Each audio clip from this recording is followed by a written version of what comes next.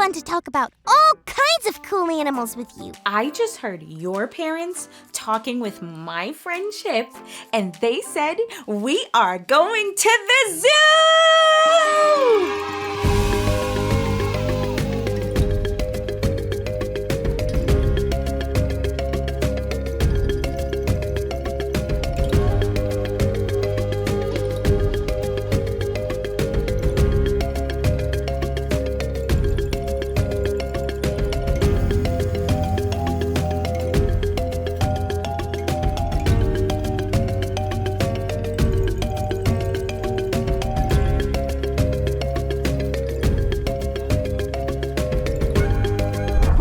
Favorite creature? Well, I thought it would be the lions, the tigers, or the bears.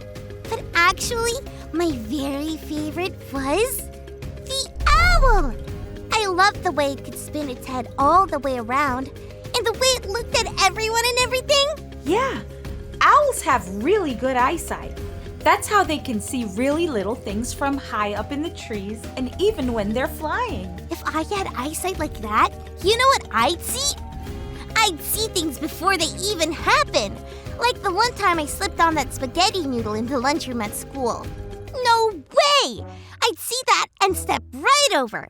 Or that one time my little brother got into my room and messed up my perfectly Cali-coordinated bookshelves. I'd see that coming and be able to stop him before he even thought of it. Callie, good eyesight does not mean that you can see into the future. Aw, man. I guess I'll have to think of another way to stop myself from getting into these situations. I got it! I'll invent time travel! Then I can travel into the future and... Oh no, that won't work because then... I'll keep listening to Callie's ideas while you check out today's Bible story.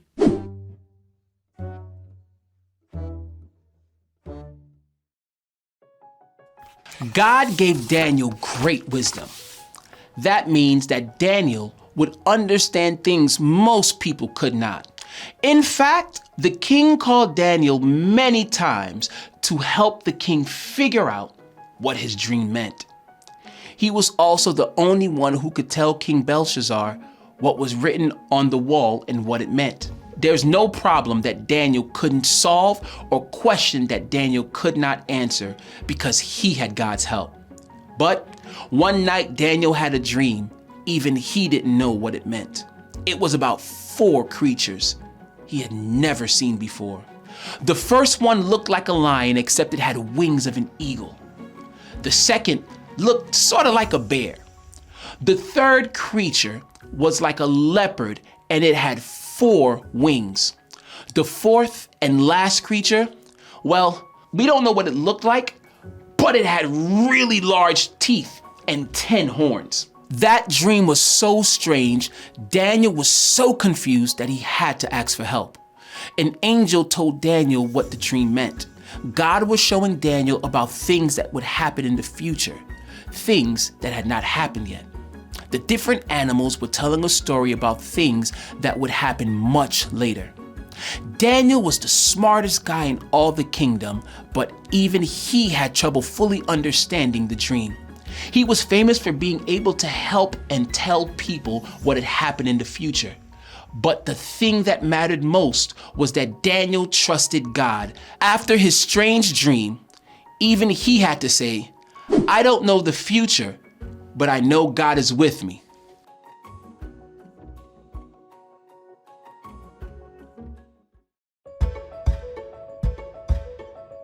Wow! Daniel knew so many things, but even he had to figure some things out. Yeah, but it's okay, because Daniel knew he could trust God, especially with the future, the things that haven't happened yet. Do you think that Daniel would have been able to stop his little bro from touching his stuff?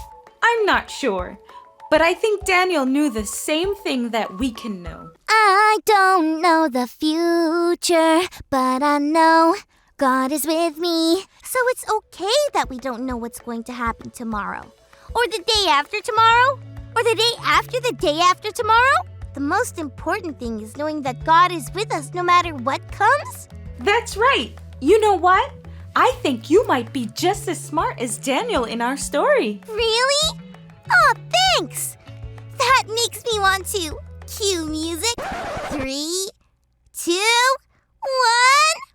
Come on, friends. Get up and dance along. That's it for today. Thanks so much for learning and growing with me. Keep on trying, little lions. Keep it on the up and uppy, little puppies. Anyway...